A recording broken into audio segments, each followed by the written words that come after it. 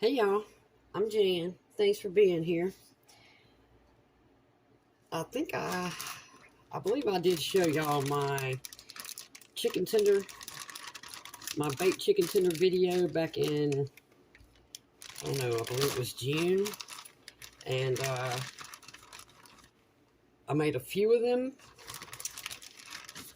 And today I'm going to make up all of these. We're going to cut these all into chicken strips. We're going to bake them all, and then we're going to freeze them for later eating. The first thing I'm going to do is I'm going to slice any fat on here. I want to get that off.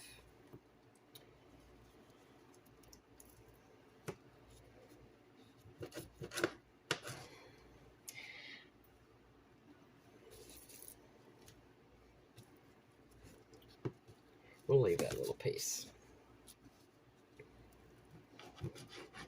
And you can cut, I always buy the boneless, skinless chicken breast, and there's usually 6, at my grocery store, there's usually 6 really fat, I mean, they're about that thick, 6 chicken breast in the pack, and then I slice them in half long ways, and each breast will give me, so if I slice them in half long ways, then I got 2 pieces, and each piece will give me between 4 and 5 pretty large chicken tenders.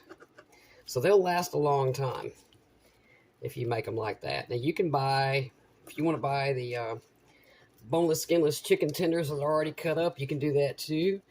I just truly think this is a cheaper way to go, and you get a heck of a lot more strips if you make them yourself. So I'm going to throw, as I cut them, I'm going to throw them in this bowl because I want to get them dried off completely so that the flour will stick to them. Well, the flour and the breadcrumbs. But I had extra chicken and I didn't want it to go bad, and I didn't want to just freeze it. So I decided I'm just going to go ahead and make all these into strips, and then I'll freeze them, and then whenever I'm in the mood for chicken tenders, all I can do is get them out and throw them in the oven for just a few minutes. And I'm telling y'all, these are delicious. And I mean, they're delicious. Oh, that's a bone. There's supposed to be a bone in here. Okay. Get that little piece of fat off.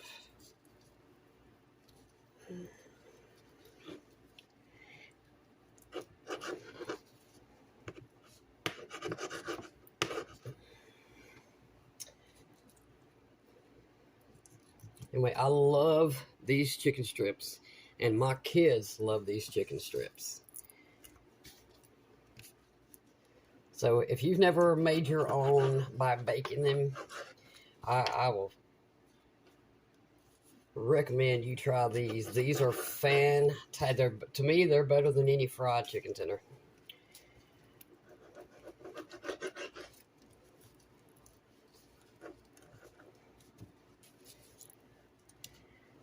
We're going to leave that big one just like it is. Okay. All right. I'm going to get these gloves off. I'm going to get this stuff out of the way and into the dishwater, and then I'll be back. I also told y'all in that video that this right here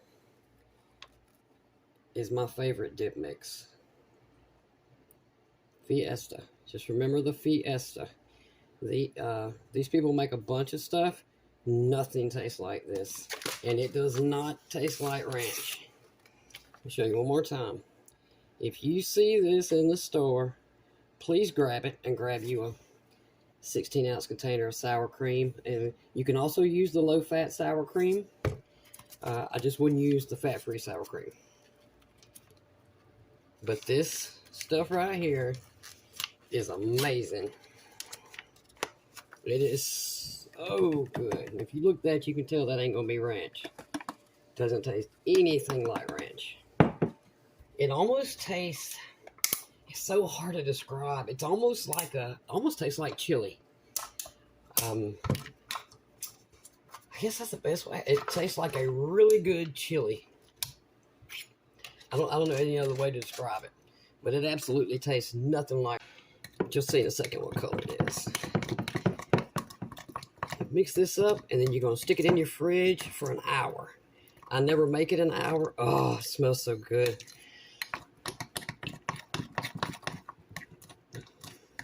I should have started this before I even got my chicken out, since it needs to go in the oven an hour. That's all right. You just want to make sure it's, you know, very well combined. But anyway, I'm going to finish this, and then we'll get started back on the chicken. Anyway, mix this until you see no more sour cream, and then stick it in your fridge for 1 hour. Then, like I said, you can put it on carrots, celery, chips, french fries, chicken strips. We eating this on chicken strips and chips. Okay, I'll be back. Okay, once your strips are all cut into strips and you got them dried off, you just want to pat them dry so this stuff will stick to it. You need 3 semi-long containers. These are just containers, you know, I got the store that when I buy sandwich meat, you need 3 of them.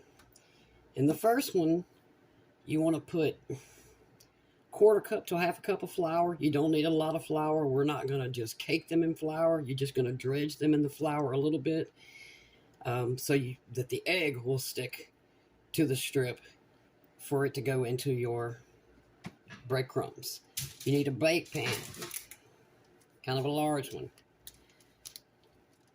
If you put a piece of parchment paper on here, they will not stick to it.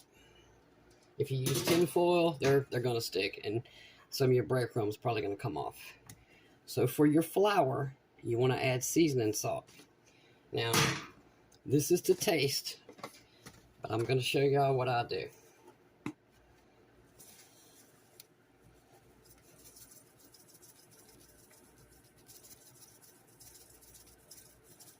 About that much. Then you're going to take your fork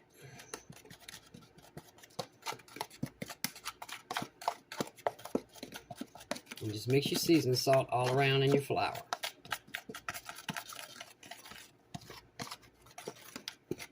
Again, if you use a lot of flour, you're going to need a lot of seasoning salt. So I don't recommend adding too much flour, especially since you're just barely going to put your chicken strip in the flour to begin with.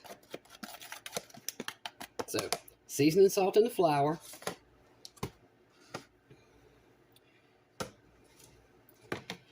I'm going to get the egg out. I haven't gotten it yet. This is key to these strips tasting like $1,000,000. Pecorino Romano breadcrumbs.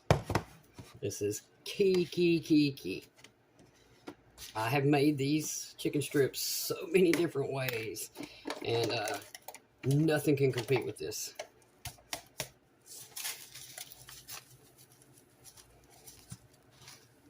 That's, I'm going to say, probably 2 cups there, but this is a lot of strips, so you want to make sure you got plenty of breadcrumbs.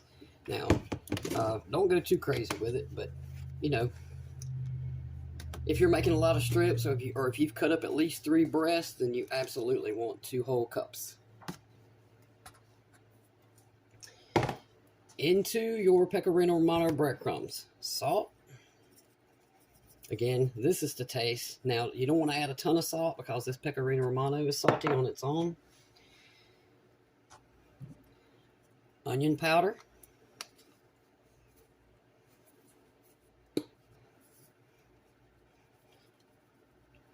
I'm going to say a teaspoon for sure.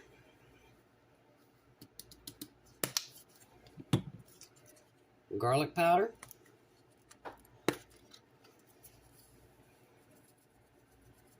Half teaspoon. And again, this is for a large batch. Pepper, black pepper to taste. I'm probably going to put a half teaspoon. Oh, I forgot one. Where's my, hang on. Oh, there it is. Okay. I'm going to put a little splash of cayenne because I like a little kick. Not a lot, just a little bit. That's good right there. And paprika. Makes no difference if you use smoked or if you use regular paprika. I prefer the smoked on these chicken strips. And I use a lot of it. That's probably 2 teaspoons if I had to guess. Then take your fork again. You only need the 1 fork. Take your fork and mix this all into your pecorino romano breadcrumbs. I'm telling y'all, these are the best chicken strips I've ever tasted.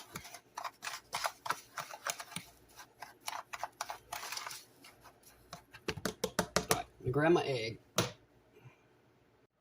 If I did not tell you already, preheat your oven to 420.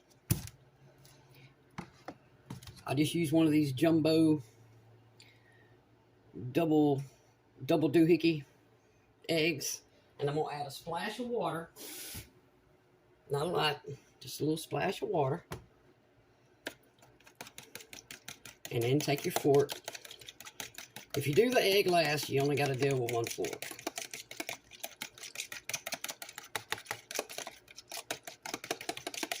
Alright. Get this all mixed up, and then we get started. Alright, here we go, y'all. Now, I'll put gloves on just because your hands get really sticky doing this really fast. And you'll end up with more of this on your hands than on the chicken. Okay. Strip number 1. Can y'all see? Dadgummit. Y'all, it's coming. I'm getting this fixed. Okay. First strip. In the flour. Just barely coat it. You just want it to coat it enough that the egg will then stick to. Just like that. Make sure you get the egg all over it. Let it drip. Get the extra egg off. Into your breadcrumbs. And pile them suckers on there.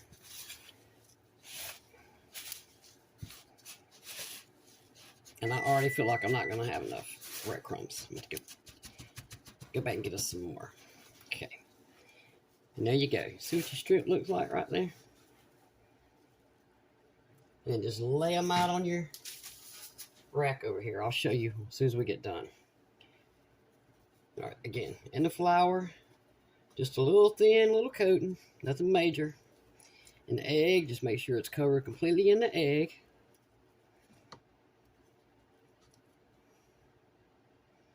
Drip, drip, drip, drip. And completely covered in the breadcrumbs. Smash it on there. Smash it on there with your hands, you know.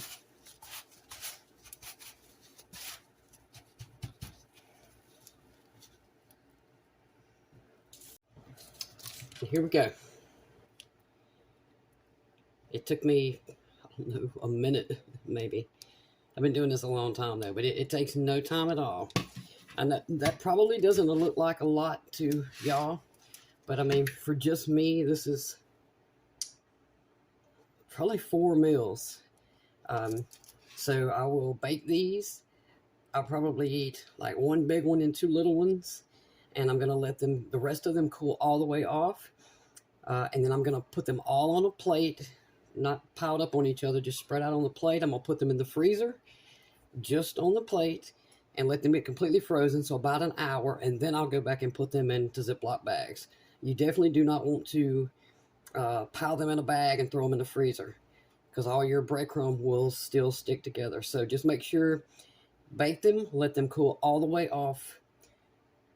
Either leave them on this if you have the room, or put them on a plate. If you have to do it one at a time, so be it. You can put one in the refrigerator, one in the freezer. Give them about an hour, and then group them into, Ziploc bags for however many you're going to need per meal. Either way, into the oven, 20 minutes, even 19 minutes, even 21 minutes. These will be so dry, they'll not be good. Dry chicken's as bad as dry turkey.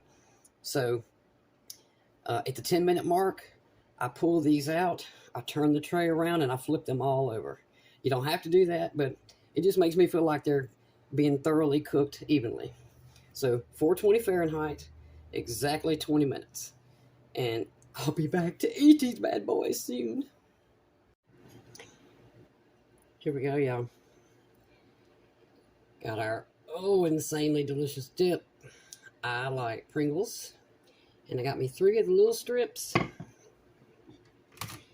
And then here's the whole plate of what's left. And I'm just going to let these sit here and cool all the way off. And then I will stick that plate just like it is in the freezer. And let them freeze for about an hour. And then I'll put like 3 in each Ziploc bag for later. Yeah, let's taste it. First, I want to show you how juicy. Y'all see that juice? I hope it's showing up because I can certainly see it.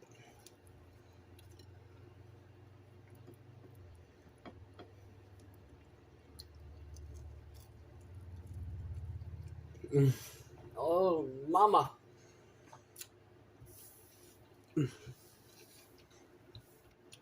See, the problem is I love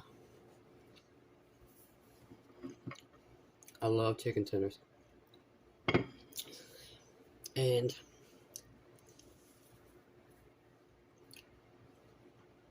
I had to find a way to cook them that wasn't as unhealthy as frying them.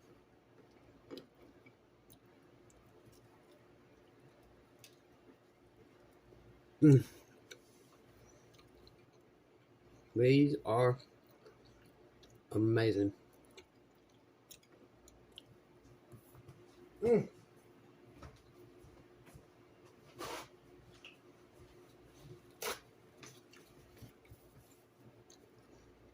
Y'all please give these a try. Plus you can make a whole bunch, you know, and freeze them for later. I'm a huge fan of buying in bulk and cooking in bulk. Anything that helps me later. If I can cook meals like twice a week and cook enough that I can eat on for the other 5 days and not have to worry about being in the kitchen for hours and burning up in here, I do it. And I had to find a way to cook in bulk the things that I really like the most, especially stuff like this. You can't go wrong with having a pile of these sitting in the freezer. If you have a bunch of kids come over, and this dip is both ways. Chips, fries, chicken tenders. Okay. I'm going to stuff my face. Baked chicken tenders with pecorino romano breadcrumbs. The seasoning's entirely up to you, but I'm going to put my recipe in the description because I'm telling y'all these are the bomb. And if you can ever find this Hidden Valley Ranch Fiesta, I really urge you to try it. And if you can make you a whole bunch of these and stick them in the freezer for later, you can't go wrong. I mean, you can put several pans of these, you know, in the oven. I truly appreciate y'all being here. Thank you. Very important that I forgot to tell y'all. To reheat these, you want to preheat your oven to 350 and take your strips straight from the freezer into the oven somewhere between 10 and 15 minutes. I definitely wouldn't leave them in there over 15 minutes. You don't want them to dry back out. But just leave them frozen and put them straight in the oven, you know, like you would any other kind of, you know, breaded chicken strip. Sorry about that. I forgot to tell you that. Okay, thank y'all again for watching. See you soon.